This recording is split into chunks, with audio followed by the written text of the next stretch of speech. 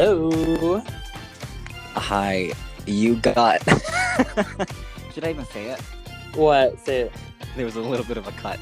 I don't want to jinx it. It's fine now, though. Well, it's okay. You were used to cuts here at MK, and our last episode actually did cut up a little bit, but it was fine. The conversation was still, I listened back to it, and towards the end, it was cutting up really badly, but most of it was really fine. Yeah. So, that's good. That's what you get when you record with Anchor. With Anchor and with our plus our shitty internet, plus on our phones. Unless Anchor sponsors us, this is how Anchor recorded podcasts sound like. So, my God. Do you actually think people use the Anchor platform to record? I don't know, actually. I honestly don't think so. I think we're like one of the few people using the actual app to record, because what I think is happening is that people are recording the audio separately and just uploading it through Anchor, like we did when we switched to Podcastle. Yeah, I think that's what's happening with most people. Well, since this podcast has been living with Anchor, like recorded on Anchor, distributed via Anchor, everything is through Anchor. Like, just feature us on like your pages, right? I know we're not even featured on it. It's like so offensive. It's like all of these podcasts that I've never fucking heard of, all on the front page, and we don't even get a mention or a shout out. Like, interview us or something. I don't know. Right? You know what I mean? To be fair, the home screen of Anchor has not changed since the day we started this podcast about a year ago. One of the 15 reasons I think the platform is dying. Yeah. Even though they're introducing new features. They're introducing new features all the time. I don't think there's a team that's like, I don't think Anchor has a team. There. I would assume that they do, because they keep introducing new features like, video podcasts or whatever. There are video podcasts? When was that introduced? Like about 3 months ago. Oh, like you can do it through your phone? No. You don't record it, but you can distribute it through Anchor. Okay. Oh, so like the app supports videos now. Yeah. Oh, okay. The app itself, and it supports distributing videos for, like, I guess Spotify has a video podcast feature. Really? Apparently. Apple Music, Apple just podcast gets your shit together, because, like, come on now. Yeah. We can't even have changing covers, for fuck's sake. And we Spotify can now, apparently. I'm listening to this podcast called The Ringerverse, right? Mm-hmm. It's like a Marvel podcast thing. And it's like and it's like a bunch of teams. Like, there's the Midnight Boys, which is a team, and there's the House of R, which is a team. Blah blah blah. And it's like these people make content, and they're like teams, and like, it's like this combination of people talk about this, and this combination of people talk about this, and every single one of them has a different cover. I found this out yesterday because it was on Reddit, because it doesn't show up on Apple Podcasts. Oh, seriously? Yeah. But there's another podcast that I listen to that has different covers. I think it might be like a premium feature for some podcasts or something. Like, maybe you have to pay extra for it. I don't know.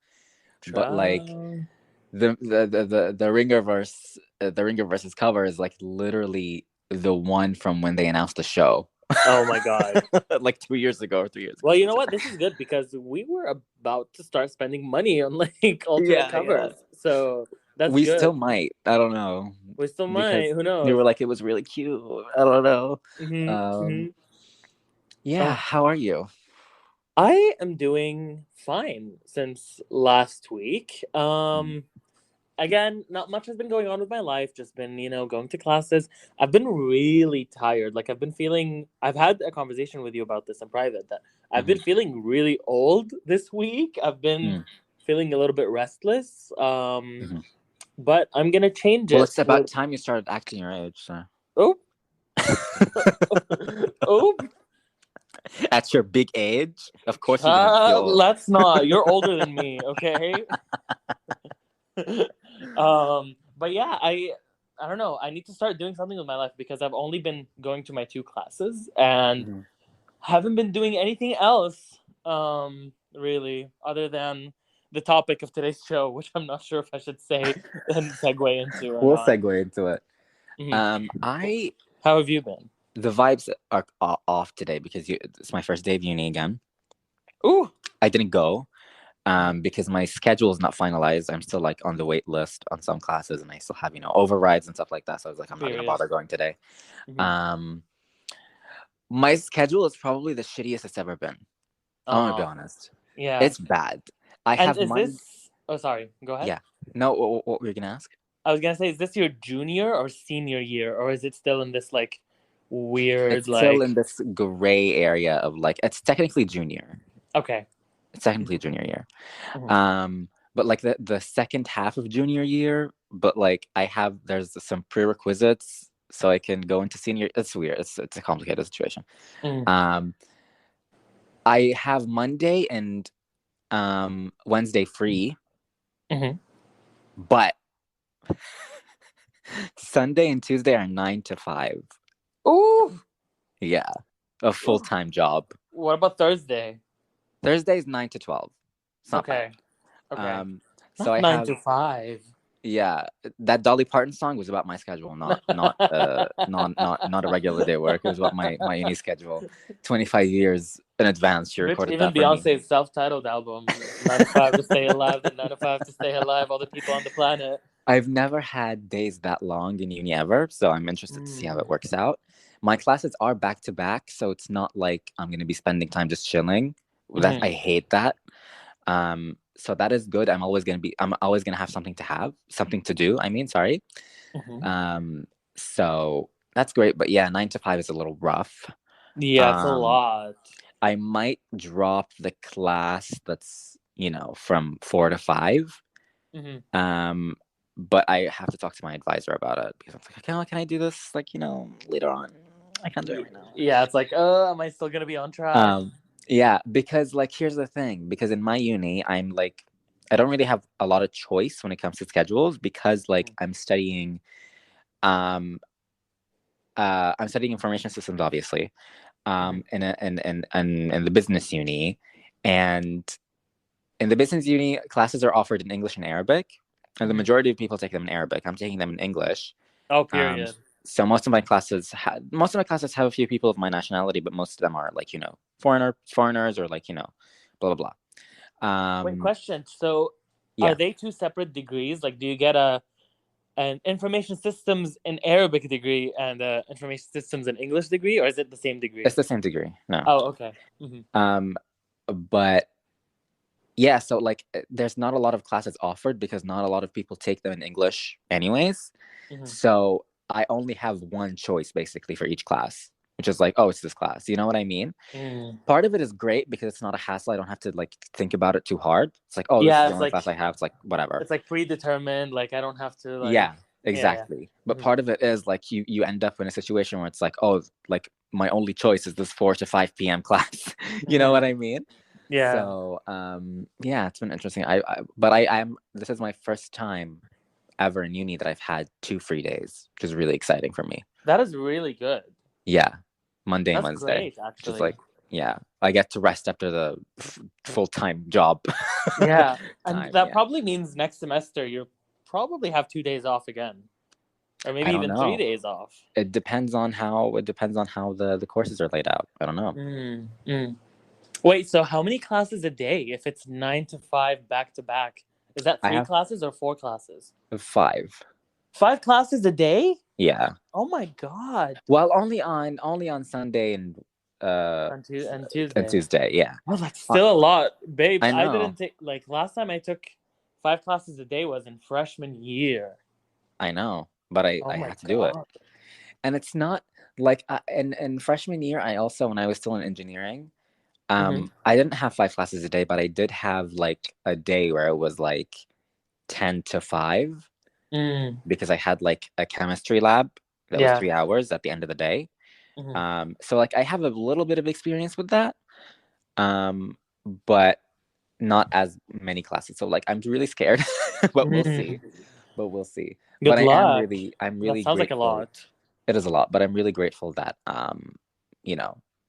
I have 2 free days It's wonderful. Yeah, that is Because I really wasn't good. expecting. We were talking about it when we were out a few days Mhm, ago, mhm, and I was like, oh, my schedule is going to be full.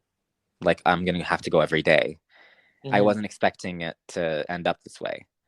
Yeah, So and also that doesn't grateful. count like the weekends, so it's 4 days off a week. Yeah, I basically have 4 days off a week. So I have really 2 exhausting days and one fine day, 3 hours is fine. Mhm, mhm. And then the rest of the week is off, which is great.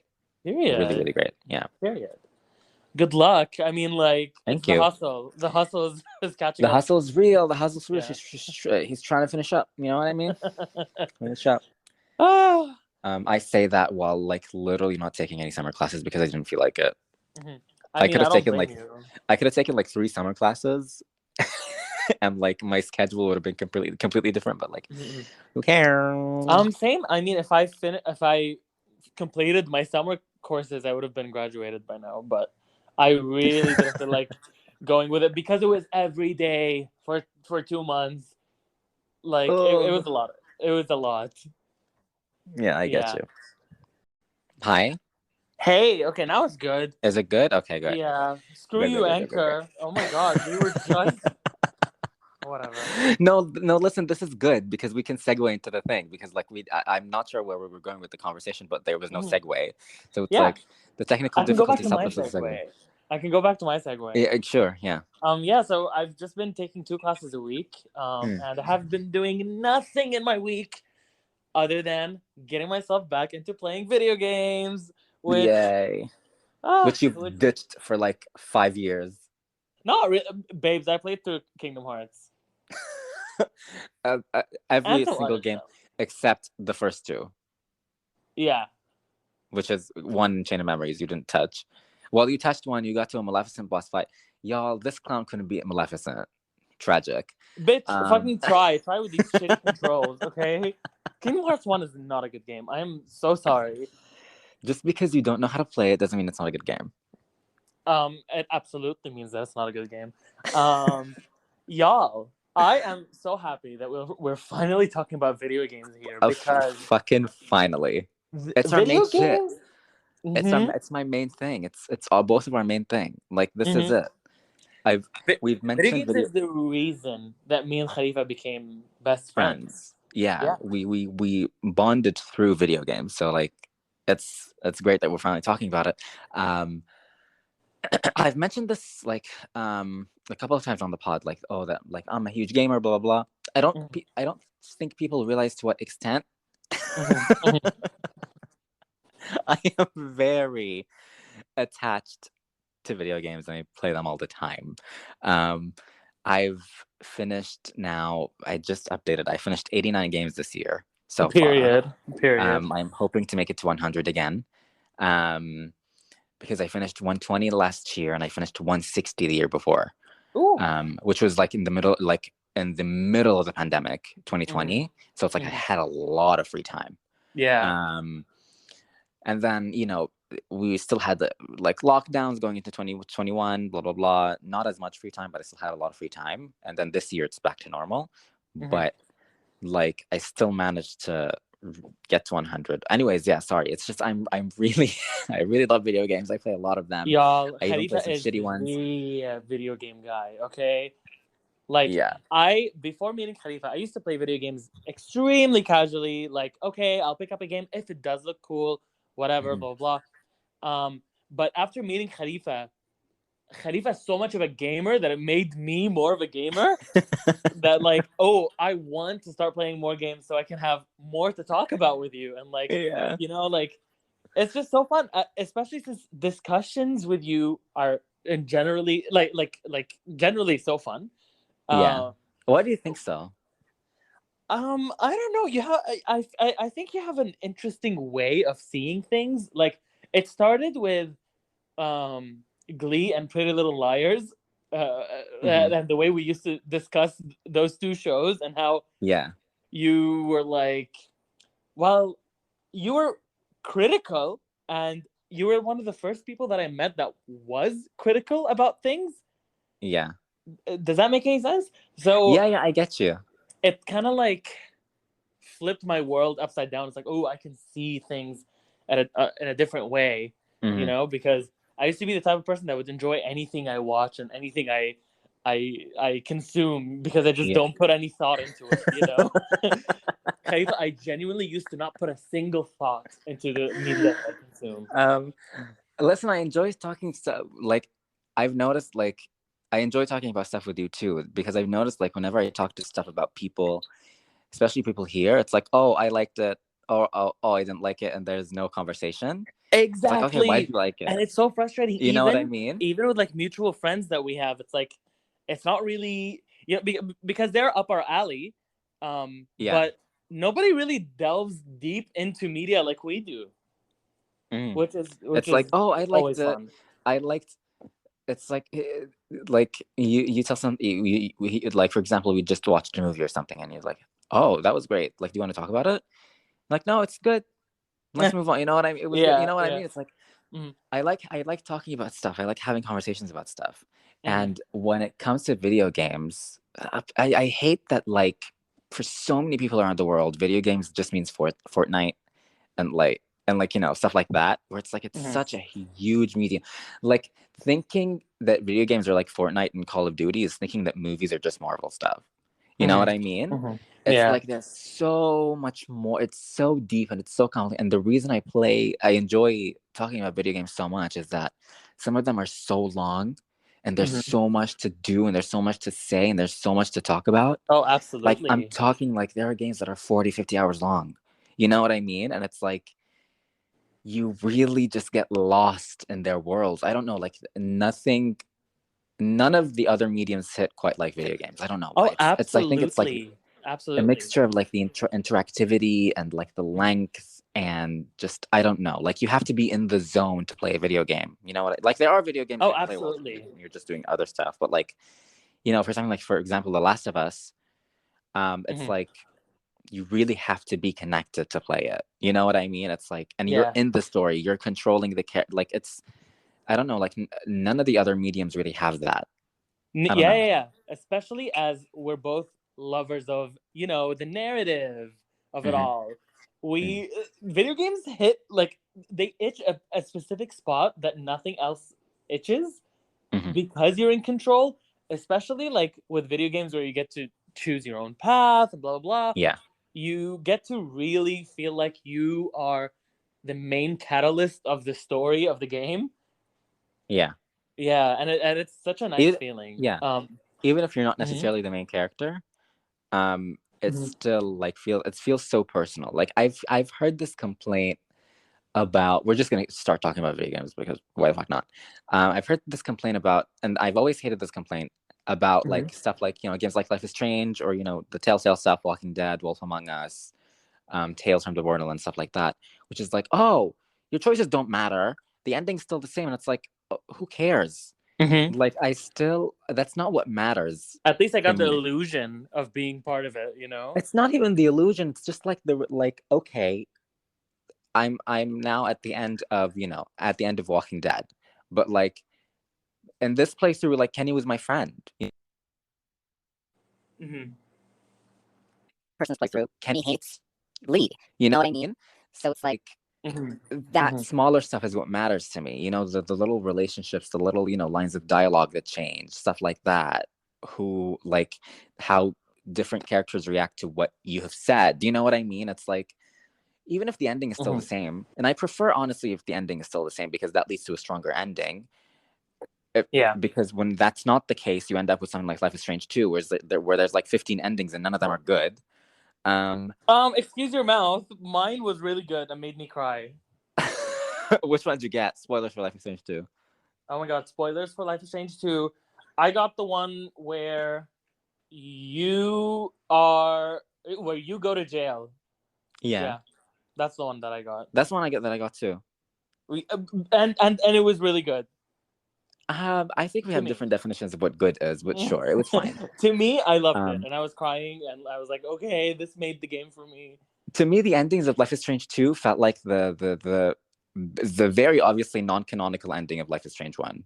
Mm-hmm. But all of that. Yeah, but like, there's like, all of them felt like that to me. You know what I mean? Well, babes, at So, least like all of them had like like the same amount of work done. Yeah, all Like of them were consistently low. Like I will the say, distribution was exactly the same. exactly the same. Yes. Whereas with Life is Strange once it was there was a whole controversy when Life is Strange ended because like one of the endings was so obviously worked on less. Like it's Yeah. crazy. Like one of them is like 10 minutes long and the other is like a minute. It's A like minute. what? Like And like one of them has like an original not an original song but like a licensed track and it's like really emotional. And another one just uses like the soundtrack from the game. Yeah. I recently I didn't replay Life is Strange 1, but oh, can you hear this? Can you hear the construction going on? Yeah, she's bumping. Oh my god, I'm so sorry. I thought they stopped the construction for the day. It's okay, it's not that loud. Okay. Recently a close person of mine played through Life is Strange, the first one, and they picked the Sacrifice Arcadia Bay ending. Really? Yeah. Tragic. And when that happened, they were like, did I just get the bad ending? I'm like, Yes. Yes, it is the bad ending because it's worse than the other one, but no, it's supposed to be like there's no real bad ending to the game. Yeah. Was that their first time playing this a type of like choose your own adventure thing? No, they played the Detroit Become Human first. Oh, okay. Now, if you want to talk about different endings that are really high quality and have the same amount of work put into them, that is like Detroit. Like, say what you will about like fucking David Cage games like Heavy Rain and Detroit and whatever. They really put their whole bussies into like the choices and stuff like that and the endings. Babes, you know I still really have it impressive. downloaded in my PlayStation. What? Detroit? Detroit. I didn't play it, but I have it downloaded for the day that I will play it on. You haven't played Detroit? I did not. No. If I have, we would have discussed it. I thought did we not? No, we didn't. We didn't. Holy shit! I was about to spoil it, so thankfully, thank God you just told me. Thank you for not. Okay, then that means we need to be really careful about the games that we spoil. We can be like skip 5 seconds, and then we can say the thing. Okay.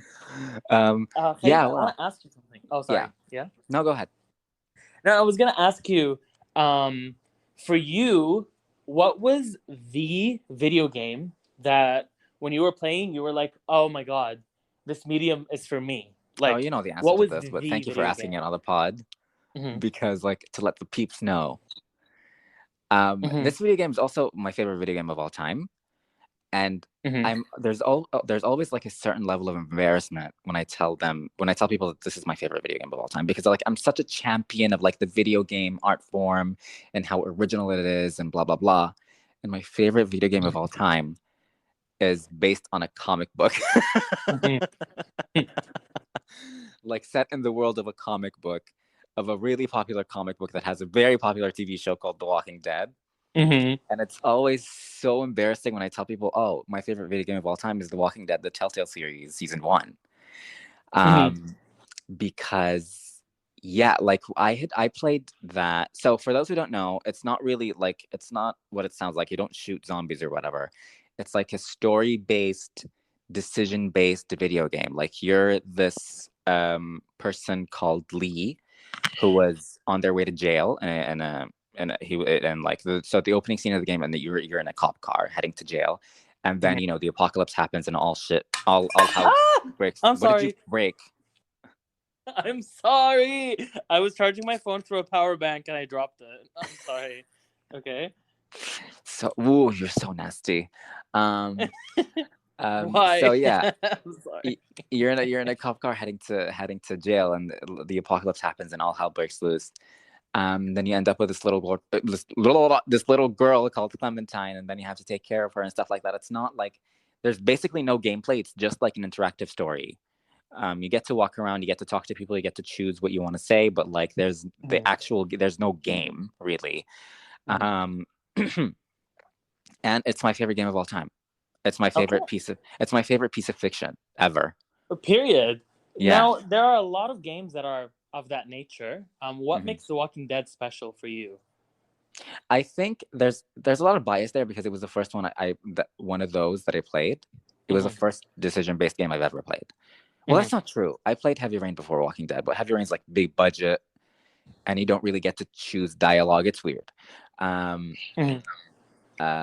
this is the first one that I played where it's like you get to make choices, and like different characters die based on who you save and who you kill, and blah blah blah, whatever. And I don't know. It's just it was a combination of like really interesting characters, like people that feel really real. The way the game looked, it doesn't look fantastic, like it's not big budget, but the way they managed to like translate the art from the comic book to the video game, and like they have like the really sharp edges, the comic booky edges that are like I thought it looked wonderful. It was cell shaded also. It was like kind of cell shaded a little bit, yeah. Clementine is probably my favorite video game character of all time. Probably. Period. So there's that. I don't know. I just connected with it on a level that I don't think I connected with anything else with, including my favorite franchise of all time, Persona, which we'll talk about. I don't think I connected to any Persona game on that level, and it's just I remember the moment I realized it was special was in episode 1. You get to the drugstore, and Carly saves you. Carly's one of the characters. So the game is episodic, by the way, which is like yes, yeah. It's episodic. It's episodic. You get chunks every few months. Yeah, and I played it as it was coming out, and it's like episode 1, for example, episode 1 comes out in like March, episode 2 is in like June, episode 3 is August. You know what I mean? It's like they release them like episodes, but they're like 2-hour chunks, 2 to 3 hour chunks, and it's like they're great. And it's like I love episodic games so much. And Me too. I hate that they died off. Me too. I was just about to say I miss the episodic formula. Yeah, because Life is Strange True Colors, which you haven't played also, doesn't hit the same way at all, because it's like you can still technically play it in episodes. It is divided by episodes, but like you can tell they didn't worry about how having to make an ending montage and a cliffhanger at the end of each episode, because it's like they can just play the next one, so it doesn't feel as special. Does each episode have an opening though? I don't remember, but like I remember all of them being underwhelming. Okay. So I was like, oh, whatever. Anyways, the moment I realized the Walking Dead season 1 was so special, in episode 1, like in the middle of episode 1, you get to the drugstore, which is like the big set piece for the rest of the episode. And Carly, who is one of the characters inside, like there is a bunch of people holed up inside the drugstore because the zombies are everywhere. And Carly comes out and saves you. And it's like, oh, the character saved me. And like you get inside, and one of the other characters, Lily's fucking fuming. She's like, what the fuck is wrong with you? What are you doing? And like they get into this whole fight. And it's like, oh my God. I remember like holding the controller. I'm like, oh my God, this is a real fight. You know, like, oh my God, people are fighting. And it's like, you can say stuff to like calm one person down. I was like, oh my God, this is overall, like, oh my God, this is an actual fight. And I had never played anything like that before. Like I played, I played like, not just in indie games, which The Walking Dead was, but like in general, like even big budget games, like, GTA and stuff like that, and Red Dead, blah, blah, blah. Like nothing has ever made me feel that way. And I think it's because you could say stuff in the middle of the fight. It's like, oh my God. And like there were plenty of people in the drugstore, and like the other side was like, what the fuck is wrong with you? He has a kid, like we have to let them inside. And the other side was like, no, like we don't have enough resources, like we're barely hanging on together. And it's like shortly after that you have to choose one person to save. It was just like, I was like, oh my God. When I was playing through the game, I was like, that was when I realized, I was like, oh, this is gonna be something special. And obviously it became my favorite game of all time during the scene in episode 5. Course. Yeah. And I can say that The Walking Dead season 1 is extremely special, even though it's not my favorite game of all time. But you can't play through that game and not get attached to the characters and not get lost in the world. And just like the ending is gut wrenching. Oh my God, I'm like literally getting emotional to start thinking about it. So this doesn't extend to seasons 2 through to 4, right? Woo. Let's talk about season 2 and 3 and 4. Season 2, looking back, initially, like while playing through season 2, I was like, this is kind of underwhelming. But like after but like after playing through season 3, which was abysmal. Season 3 is like Mm-hmm. terrible. Season 3 Mm-hmm. is awful. I was Yeah, like season season 3 2. is the one to skip. Yeah, I was like a masterpiece. Season 3, like you can literally skip because it's like a side story. Yeah. And none of the characters return. Yep. Not at all. Not at all. Just like so basically the main character of the entire franchise is Clementine. Spoilers for the entire franchise of The Walking Dead, the game. The main character of the entire franchise is Clementine. And the first game you play is Lee, you take care of her, you raise her. In the second game, she's the main character, but you're still a child.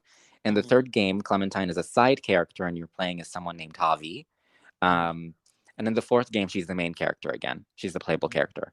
Fourth season, sorry.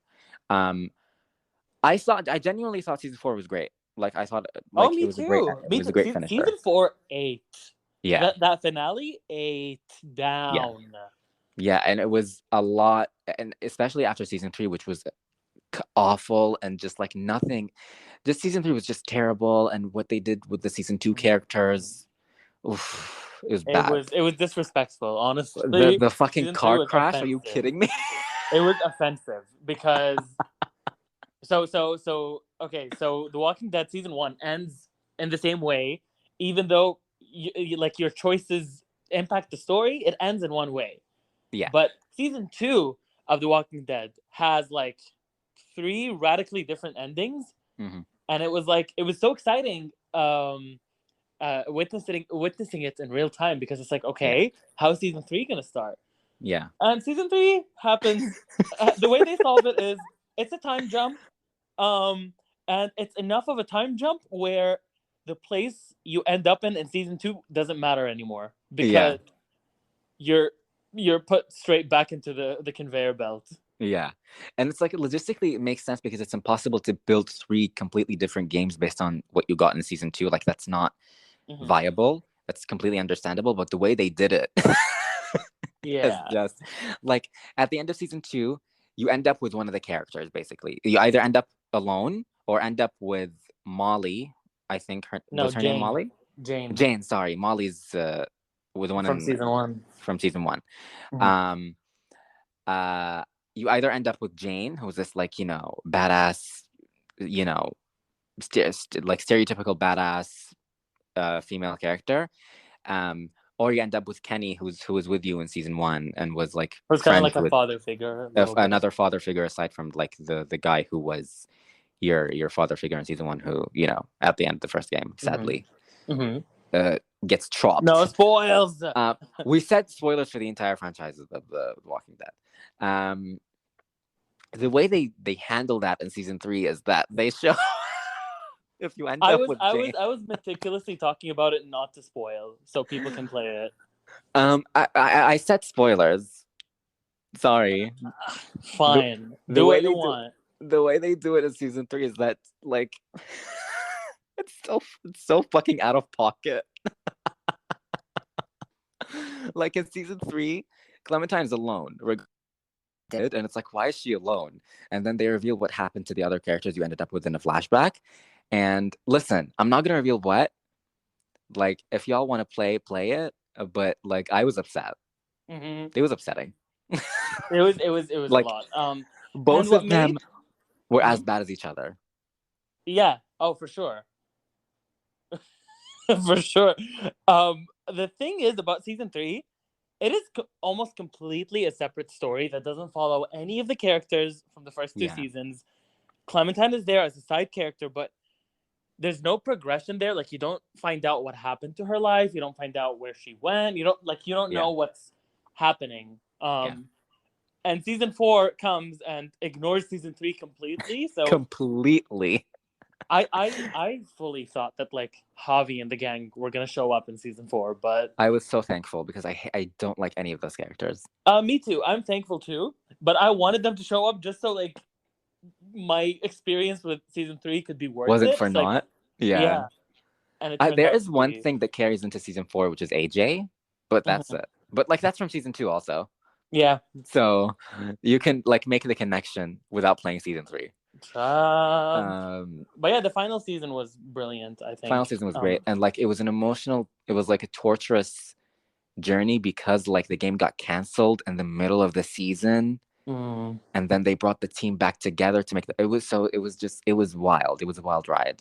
It was very wild. It was insane. Yeah. Yeah. A period. Uh, should I talk about the game, like my game? Yeah. Okay. So it's not okay. Okay. So question before I Yeah. even move on to this, what was your first ever video game that you played? This is interesting. Because I've heard two different answers. Mm-hmm. The first video game I played, according to my sisters, where I actually touched the controller and moved the character around, was Ocarina of Time on N64. Oh, period. The first video game I remember actually playing and like understanding what's going on is the first Crash Bandicoot. Okay, interesting.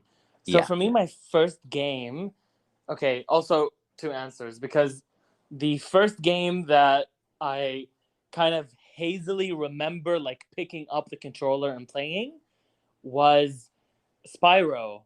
But I'm not sure which Spyro it is, but it was definitely Spyro.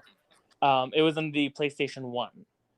Yeah. And the first game that I remember playing to the end, the first game that I've ever finished was Sonic and the Secret Rings. No, Sonic and the Seven Secret Rings? What was it called? Sonic and the Secret Rings. Sonic and the Secret Rings. That one. The one that had all the like Persian influence in it, right? Yeah.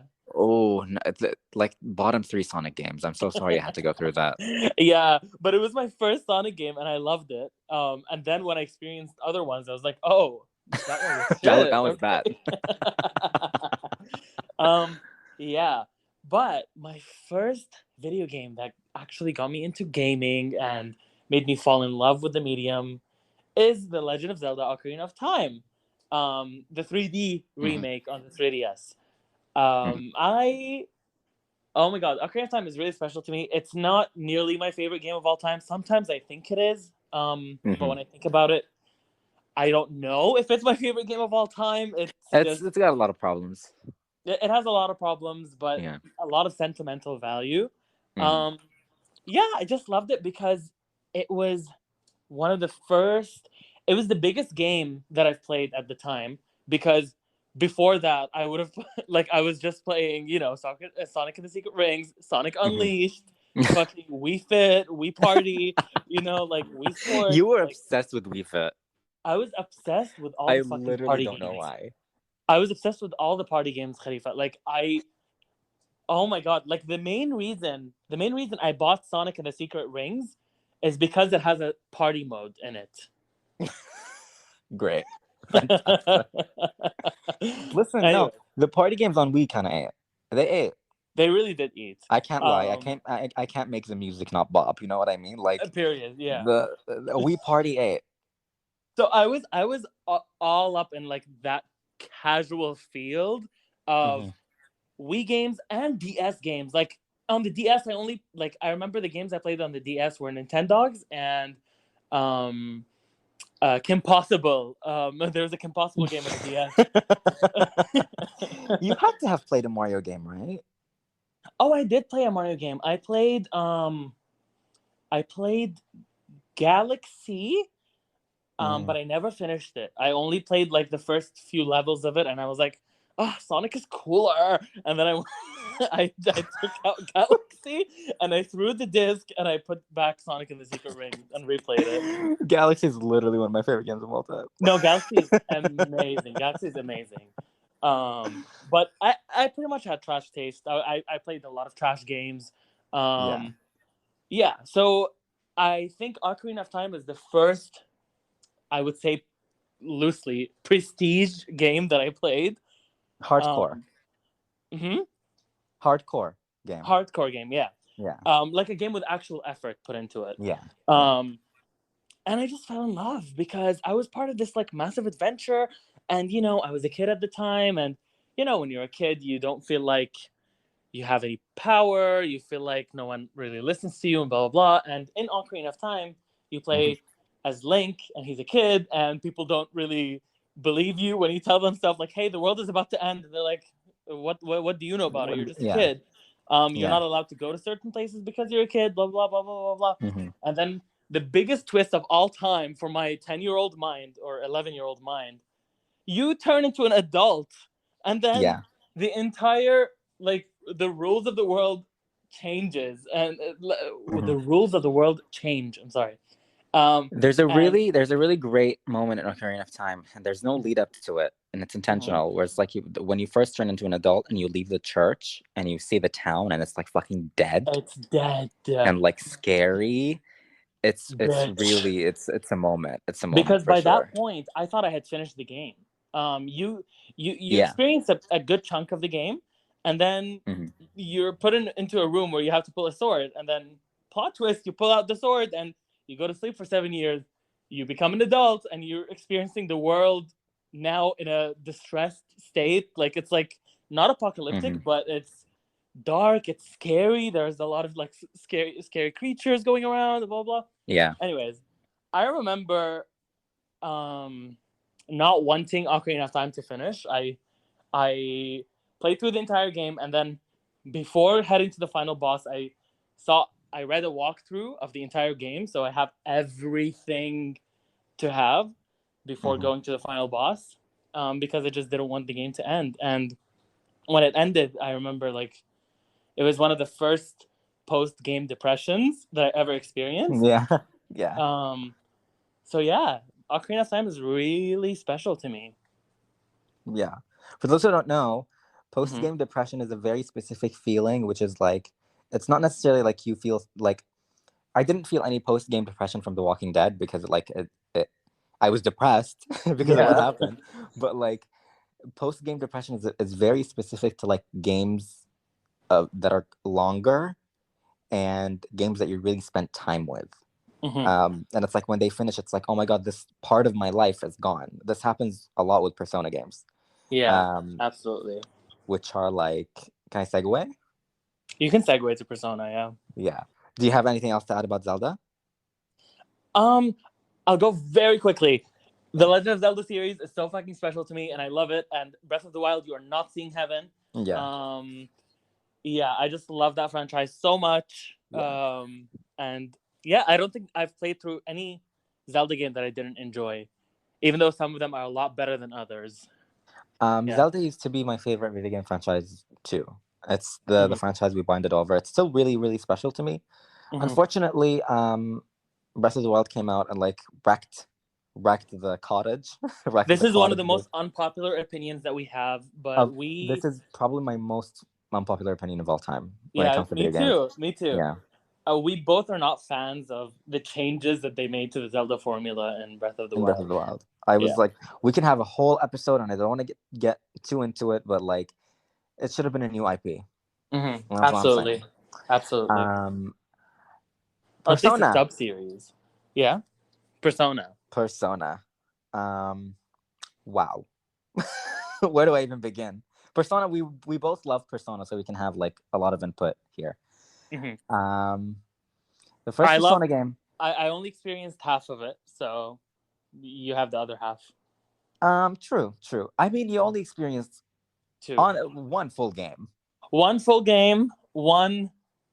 60% of another game. Yeah, Half game, 60%. half you continued in the anime. Yeah. Anyways, Persona's like this. There's a genre of video games called JRPG, which Mm-hmm. is a very specific genre of games. It's like, they're usually turn-based. Like you get into a battle and you choose a command and the thing does it, the character does it, and then you wait for the enemy to do their thing. Anyways, blah, blah, blah. So it's like these games are developed in Japan. And the Persona franchise is special because in most of them, you attend a school and the game is built around a calendar system. So it's like you attend school and you do everything in the game, and there's like like a date and time on the top left or right corner of Oh the God, I'm screen at sorry. I'm all dropping times. shit. Mm-hmm. It's fine. It's not the first time. On the top right or top left corner, there's like a date and a time, and it's not real time. It's not the real date. Like the time doesn't move. It's just like today is in game. Today is like January 1st. You know what I mean? And it's like the whole game is built around that. like there's a very unique social sim aspect to it. Like you get to hang out with character. I don't know. I don't even know where to start with Persona. It's just so extremely special. And when you play a Persona game, the way you feel, it's just different than anything else because it's like you genuinely live lives with these people. I don't know. You know what I mean? Can I have a go at it on trying to explain how the game works? Yeah, go. I can't even explain that. So Persona kind of has like two halves, okay? There's the JRPG like dungeon heavy half and the life simulator half. Mm-hmm. Um they so yeah, in the dungeon part, it's like, okay, you go, you have battles with creatures, you fight bosses, blah blah blah, party members, items, all that shebang. Mm-hmm. The other half is, yeah, pretty much like, okay, you're managing your time every day. It's like, oh, do I want to make coffee today? Do I want to go to the movies? Do I want to do this? Do I want to do that? And like, Mm-hmm. you build up like your social stats to do more stuff in the game. And both of these, this is hard to explain to someone that didn't play the game, but both of these aspects are interconnected. So Yeah. when you do stuff in the life sim parts of the game, it affects your like battle stats and your like you level up your characters and stuff like that. Like, Mm-hmm. yeah, that's the best way that I can explain it. Yeah. It's a really interesting combination, and it's like the reason the franchise is special is because of the social sim aspect and Mm-hmm. the way you grow attached to these characters and stuff like that. I remember, and the games have and this has kind of like fallen down as the franchise has gone forward, but like the games have like like very clear overarching themes and stuff like that. So for example, Persona 3, the whole game is about accepting fate and death, accepting that you're gonna die. You know what I Mm-hmm. mean? Like we're humans, we're gonna die. Like the whole game is about accepting death, basically. And I played it when I was really young, and it was the first time I really thought about that concept. And I don't know, Persona 3 FES was the first game to ever make me cry. Mm-hmm. So like it really is special. Like there's a social link. Social links in Persona are like the hangout events with people. Um, Mm-hmm. there's a social link in Persona 3 that's really, really sad. It's probably one of my favorite social links in the entire franchise. It's a man that's dying of cancer that you meet in the park, Mm-hmm. and you sit and have these conversations with him about life and stuff like that. And when it ends, obviously he passes away. Um, at the end of the social link, all you find is like a letter from him saying like, "Thank you. If you're reading this, I passed away. Thank you for all the conversations we had." And it's such a simple social link, but it's so poignant. And Mm-hmm. I don't know. It's like it's basically like that. If I could explain the what Persona 3 feels like the entire game, it's that social link. It feels like that. Mm-hmm. You know what I mean? It's all about like from the moment you start and the opening fucking intro of Persona 3, it tells you remember that you're gonna die. Mm-hmm. Like you go into the game knowing that like the end is not gonna be great. Yeah. And the main villain of Persona 3, like the big baddie, is Death Nix. So it's just like, and it's so interesting. These are like vague, I guess, spoilers for Persona 3. It's not really spoilers, but like, in all games, in most games, you beat the baddie at the end, and they're like, "No, how could you do it? I am gone.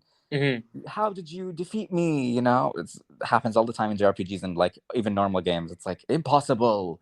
Mm-hmm. Um, and Persona 3, it's like the baddie doesn't die. He's like, okay, you've shown me that you want to live long enough. I'm gonna fuck off for a little bit, but I'm gonna come back. You know what I Mm-hmm. mean? Because death is inevitable, and I cannot die. You know what I Mm-hmm. mean?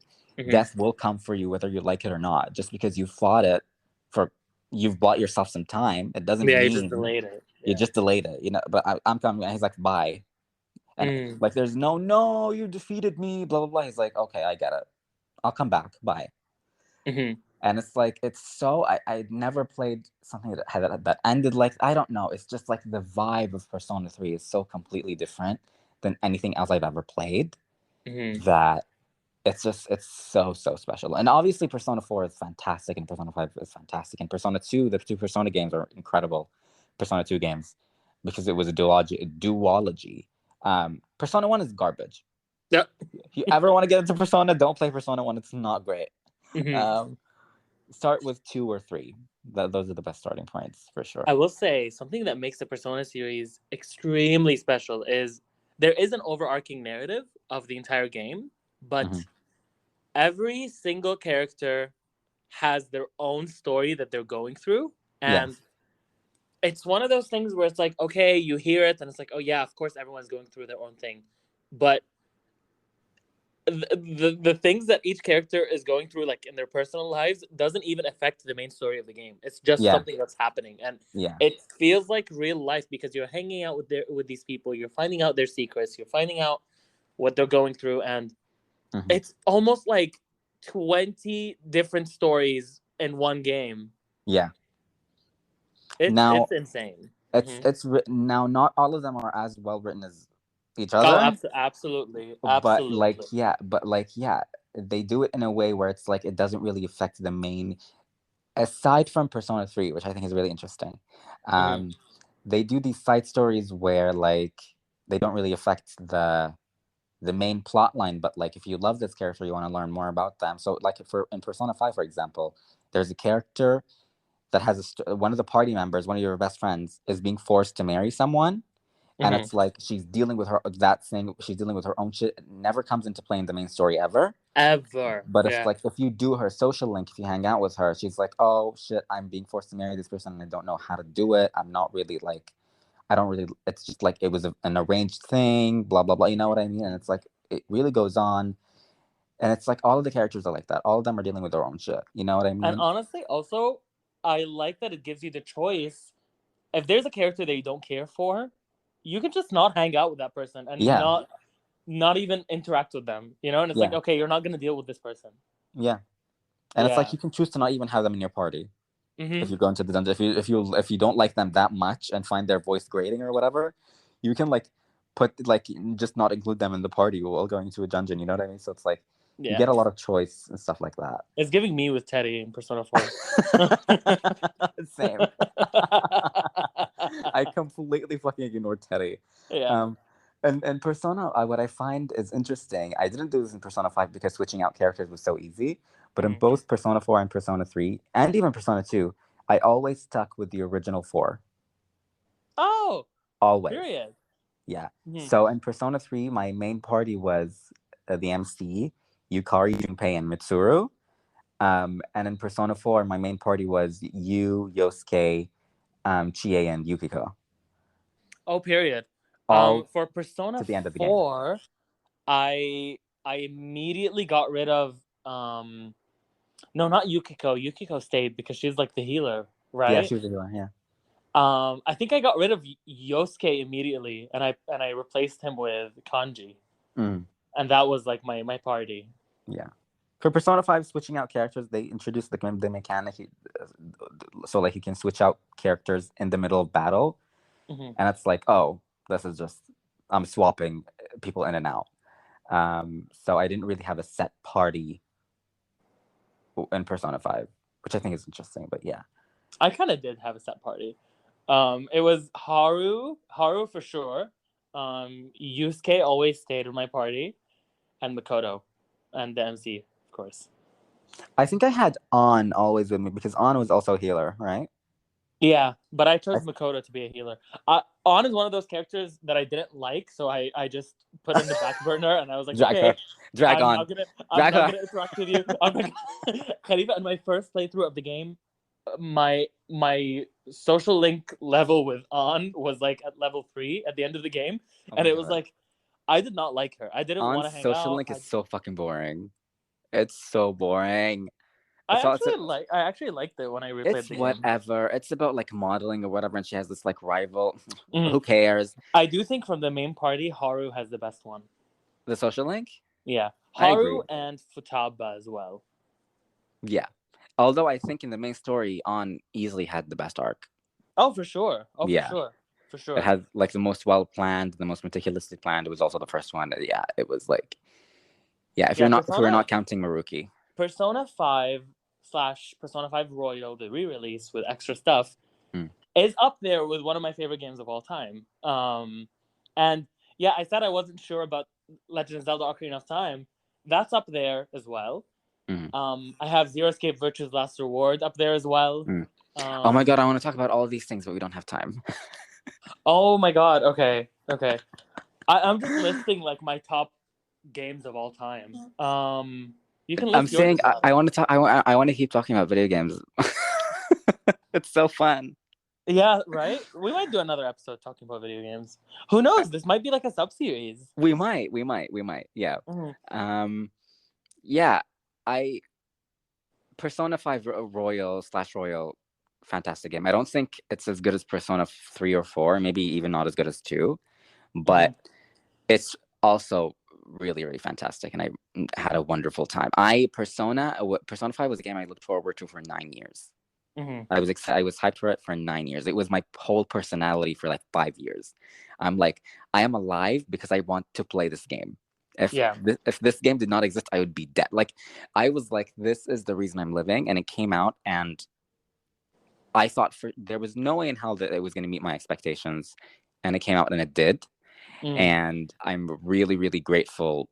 I'll forever be grateful to Atlas for that, for actually making Persona 4, like managing to meet expectations of fans with Persona 5. Like, because a lot of people fumble, including, the other franchise we were talking about. Oh my god! I just remembered the first video game I ever played. Like the actual one. It was Pokemon Ruby. Pokemon. Oh my god. Pokemon was one of my first ones too. Okay. Talk about a hit or miss franchise. Yeah. I mean, honestly, it's been hit or miss only lately. The first 5 generations, all incredible. They were stunning. Yeah. Pokemon Black and White, literally one of the best JRPGs of all time, and I'm not kidding. Oh my god, I never even played. Black and White, that gen is the only gen that I never played. Black and White is my favorite generation. And Black and White is my favorite generation, Gen 5. It's genuine. Like, it's not even like the best Pokemon game. It's genuinely one of my favorite JRPGs of all time. It's so good, so good. Black 2 and White 2 are also great. Gen 3 for me, but and like Gen 3 is like nostalgia to me. Honestly. The fucking whiplash going from Black and White, Black 2 and White 2 to fucking X and Y, which is like the Shella is the Shella. Yeah. X and Y was cute because it was like the first 3D Pokemon game, and it was like, we could tell. So fancy. Tell it was the first 3D one. Let's just say that. Khalifa, it felt so fancy, especially because it was themed after like Paris, right? Yeah, Paris, France. Yeah. What was the name of the region? Kalos? Kalos region, yes. Yeah, it felt so fancy to me. I loved it. I was like, X and Y is fine. It's not my least favorite generation. That's Sun and Moon, but it was just like so. They put so much of all of their effort into presentation that everything else was just dead. There was basically no story. The story was trash, and it's not like nobody plays Pokemon for the story. Yeah. But Pokemon Black genuinely had an enticing story, which is part of the reason why I love it. It's the only Pokemon game that I was like, oh my god, I'm invested. You know what I mean? The story in X and Y was trash. Like a lot of the new designs were not great. The Legendaries 8 though. Okay. I disagree. Not Zim, an evil tall. I don't Xerneas, right? Yeah, Xerneas, the deer. Tall. Yeah. It's literally just the deer with like an axe on top. It's like, okay, work. Yeah, I don't know, but like then Ruby and Sapphire is where it's at. Okay. Ruby and Sapphire are Gen 3 is great. I like Gen 3. Before Gen 5, which was Black and White, my favorite gen was Gold and Silver. Heart Gold and Soul Silver also, the remakes. Fantastic. Great. But like recently, they've been missing really hard. Like Sun and Moon wasn't great. Fucking... I haven't played Sun and Moon, but I do own Ultra Moon. I just never played it. It's whatever. It's not great. And then Sword and Shield was not great at all. And Legends Legends Arceus. Arceus I enjoyed. I thought it was really enjoyable, but it's like it's not a regular Pokemon game, so it's like it was more of a spin-off Yeah. type of thing. Damn Brilliant Diamond and Shining Pearl, okay? Oh, terrible, terrible, terrible. Okay, Awful. what are some other like your favorite video games of all time? Like just like Oh my god. speed round, speed round. Um, my top 5 is Walking Dead, Persona 3 FES, Persona 4 Golden, Mm-hmm. Super Mario Galaxy, and Bloodborne. Oh, period. Oh, this I love Souls games. Dark Souls, Dark Souls 2, Bloodborne, Dark Souls 3, Sekiro, Elden Ring. This year came out Mm-hmm. and it was incredible. Just From Software is probably currently my favorite video game company of all time. Probably. Yeah. It was for the longest time it was Telltale Games, right? Yes. But Telltale sadly shuttered. Mm. They closed down. They're back Mm. now, but it's like they're a shell of their former selves. It's like none of the Yeah. people that worked there still work there. It's weird. I don't know what they're doing, but like we're getting a sequel to Wolf Among Us, which is great next year. Period. And Tales from the Borderlands. Not made by Telltale. Ugh. Yeah. Oh, okay. Like it's like made by Gearbox writers, which is like, ugh, we'll see. It's not next year. It's this year. It's October. It's coming in October. Oof. Okay, we'll see. I really hope that it's good because I love Fiona and Reese, so I really hope that It's a brand new cast. Yeah. That's why it's not called Tales from the Borderlands 2. It's called the new Tales from the Borderlands. They went Nintendo with it. Not new. Yeah. Okay. I'll go through quickly my top 5. My top 5 in no particular order are Legend of Zelda: Ocarina of Time, Persona 5/Royal, Virtue's Last Reward, What Remains of Edith Finch, and Shadow of the Colossus. I fucking love these. Are like my top 5 games. Shadow of the Colossus is incredible. It's fantastic. I don't talk about it enough. It's fantastic. Edith Finch, also an incredible video game. I was ranking Annapurna games. Annapurna is like the A24 video games. They're like, you'll hear more about Annapurna soon from us, so I don't want to get too deep into it. But like I was ranking their games, and for the longest time I had Edith Finch at number 1 and Sayonara at number 2. A few months ago, I was like, Sayonara is number 1. Oh, for me it was the exact opposite. Sayonara was number 1 and Edith was number 2. And they're so close. About a month ago, they are so close. About a month ago, I replayed Edith Finch, and it was like I was like, wait, this was a serve. It's by a hair. Yeah, it depends on the day, honestly. It depends on the day, yeah. So, yeah. Last question I have for you, Khalifa. What is your favorite video game console? Oh, that is a loaded question, but I know the answer. Okay. It's the PlayStation 2. Oh, period. Why?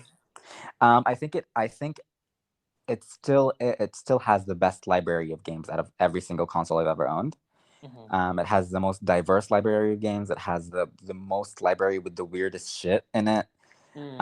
Because it came like during like, it's interesting because like when people were making PS2 games, like that era of video game making, like you could still make games for cheap and still make them really look good.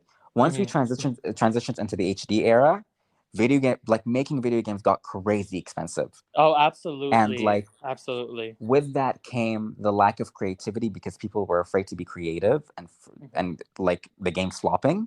Yeah. So like you really lost a lot of that diversity and a lot of the creativity and a lot of just like the weird shit that the PS2 era, had. So PS2 is my favorite video game console of all time.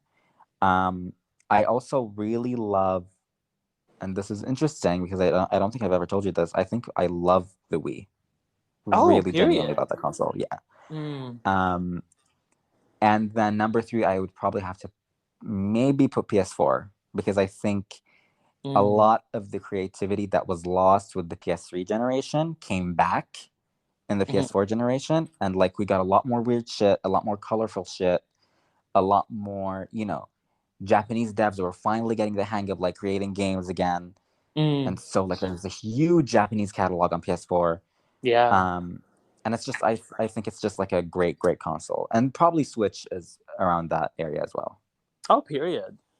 Yeah. My favorite console of all time might be surprising, but actually I've been thinking about it a lot this week, and I think it's definitely the 3DS.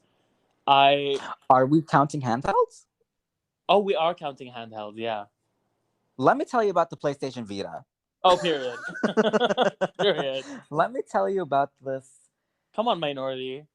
Let me tell you about this system that was judged unfairly, that was completely ignored by the people, that was I love my Vita so much. Like almost immediately.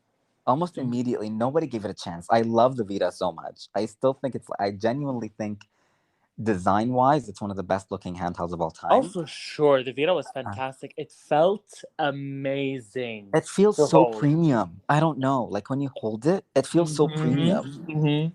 It's like, I don't know. Everything just worked with the Vita. Like in terms of the hardware itself, like the screen felt so good. It looked so good. Yeah. There was like this touchpad in the back, and it felt really good. And like the system, even though it was flat, it was completely comfortable to hold. Yeah. It was great. It was great. Forever, like one of my like not biggest gaming regrets, but like one of the things that I hate the most about the industry is that the Vita was ignored the way it was. I truly think it deserved better. But yeah, I love the 3DS as well.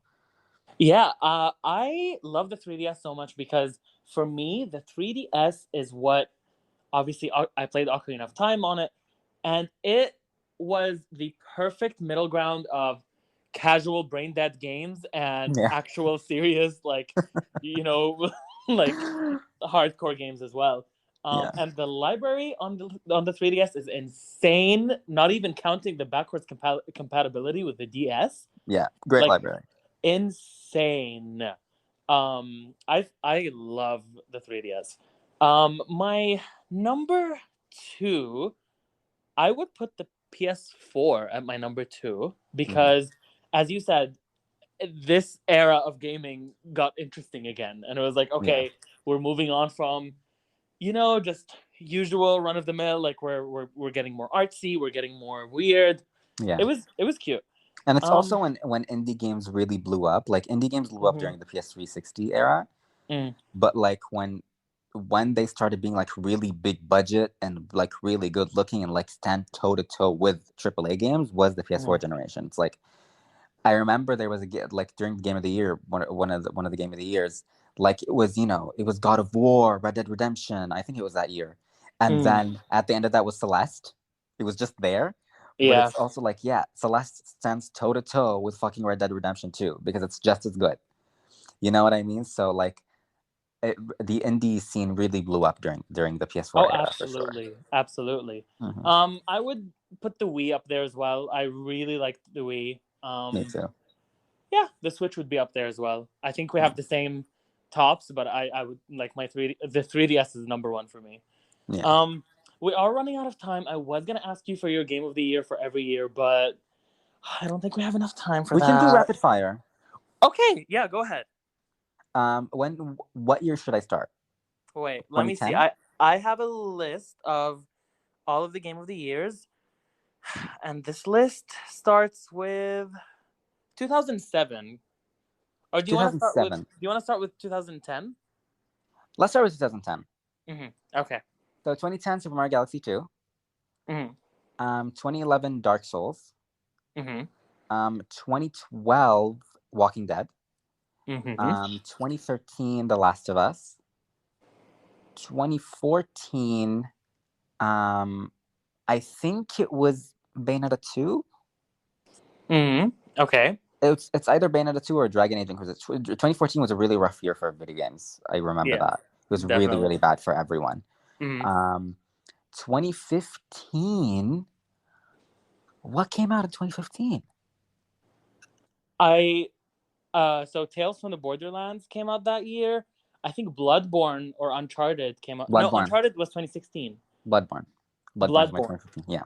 2016 was The Last Guardian. Yeah. 2017 for me was Persona 5. Mm-hmm. 2018, I can't believe I'm remembering all of this off the top of my head. Holy shit. Period. 2018 was God of War. 2019 was Sayonara Wild Hearts. Mm-hmm. Or was that 2020? No, it was 2019. Yeah. 2020 was 7 Remake. Yes, it was. 2021 last year. Oh my god, I don't remember. Last year was kind of a rough year, a little bit. What was my game of the year last year? Oh, It Takes Two, which we played together and loved. Yes, we have a lot in common for our game of the years. It Takes Two was genuinely one of my favorite video game experiences of all time. Like, thank you for coming on that journey with me. I loved it. I loved playing it with you. Especially experiencing it with you made it so special. It was so fun. I wish we could stream it. Ooh. Me too. I want to replay it again with you. Like, let me know when you're free. Like, me let's too. play it again. I would love to replay it. I need a little bit of time so I can forget it. Me too. And 2022 so far, the year's not over, but so far it's Elden Ring, and I don't think that's gonna change. I'm not gonna say my 2022 one yet because most of my gaming happens at the very end of the year, so I can pick a game of the year. So starting from 2010 is Super Mario Galaxy 2, of course. 2011 is Ocarina of Time 3D. 2012, Zero Escape Virtue's Last Reward. 2013, Zelda: A Link Between Worlds. 2014 was Bayonetta 2. 2015 was Life is Strange. 2016 was Ratchet and Clank. As a reboot. The reboot, yeah. Yeah. 2017 was Persona 5. 2018 was Marvel's Spider-Man. 2019 was Sayonara Wild Heart. 2020 was The Last of Us Part 2. And 2021, It Takes Two. Period. This was so fun. Last year was a bit rough. It was about it. Yeah. Yeah. And with that, you guys can see we have a lot to say about video games. Oh my god. I want to keep talking for like 2 hours, but we can't. Me too. We might do another video games episode or maybe a sub-series. I don't know, because this was really fun. This is how conversations started between the M and the K of MK. And I want to use this moment to announce that spoiler casts are moving to video games too now. Yay! So, in addition to movies and TV shows, we're going to do video games that we play. And the very first video game spoiler cast is coming out really soon, in a few days. And it's going to be about Stray, so stay tuned for that. Also known as the cat game, if you don't know the name of the game. Because it's been everywhere. Like, you've probably seen it. Yeah. You've probably seen it. Yeah. Yeah, and with that, any final thoughts, Khalifa? No, just please play video games. It's a really great medium that a lot of people don't know about. Like, video games, it's crazy. Like, video games are is the most popular industry in terms of money making. But a lot of people just don't know about stuff aside from Fortnite and Apex Legends or whatever. You know what I mean? You had to put that in there. I had to put that in there to it's targeted. Yeah. Well, they don't even listen, so I know. Anyways, with that, thank you so much for listening to this week's episode of MK. We've been your hosts, Mubarak and Khalifa, and I hope you have an amazing rest of your week. And Khalifa, I wish you the best of luck in your first week back in university. Thank you. All right. Bye-bye. Take care. Have a good rest of your week. You too. Bye-bye. Bye.